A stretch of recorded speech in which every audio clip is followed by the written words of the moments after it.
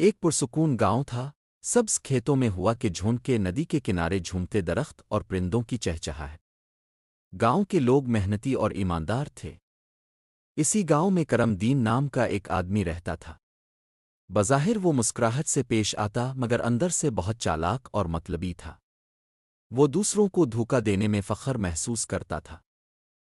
کرم دین کا ماننا تھا کہ دنیا میں جو زیادہ چالاک ہو وہی کامیاب ہوتا ہے۔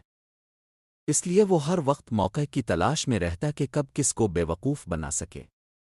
گاؤں کے لوگ اس کی چالاکیوں سے واقف تھے مگر چونکہ وہ باتوں میں بہت میٹھا تھا اس لیے اکثر سیدھے سادے لوگ اس کے فریب میں آ جاتے تھے۔ کئی دنوں سے کرم دین کو کوئی موقع نہیں مل رہا تھا۔ ایک دن اس نے سوچا کہ اب وقت آ گیا ہے کسی بڑے کھیل کا۔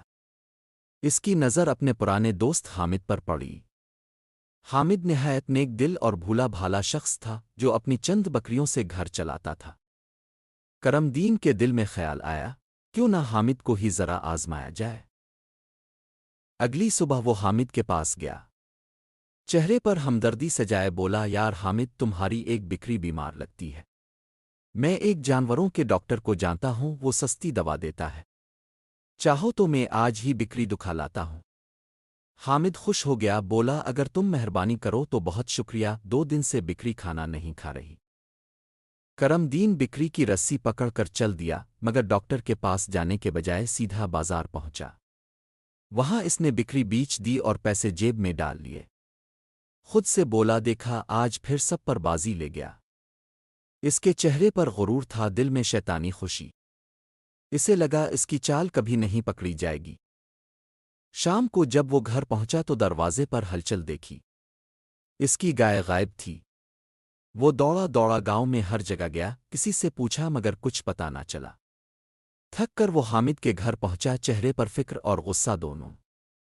یار، میری گائے کوئی چرا لے گیا ہے، اس نے گرج کر کہا۔ حامد نے مسکراتے ہوئے جواب دیا، کرم دین، تمہاری گائے بیمار لگ رہی تھی۔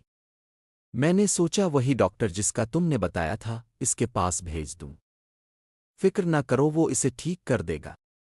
یہ سنتے ہی کرم دین کے چہرے کا رنگ اڑ گیا۔ اسے فوراً اپنی حرکت یاد آ گئی، دل میں جیسے کسی نے کانٹا چبھو دیا ہو۔ کرم دین شرمندہ لہجے میں بولا، حامد، میں نے تمہاری بکری بیچ دی تھی، مجھے معاف کر دو۔ حامد نے نرمی سے جواب دیا، میں جانتا ہوں، مگر میں نے تمہیں سبق سکھانے کے لیے ایسا کیا۔ چالاکی وقتی خوشی دیتی ہے مگر آخر میں انسان خود ہی نقصان اٹھاتا ہے۔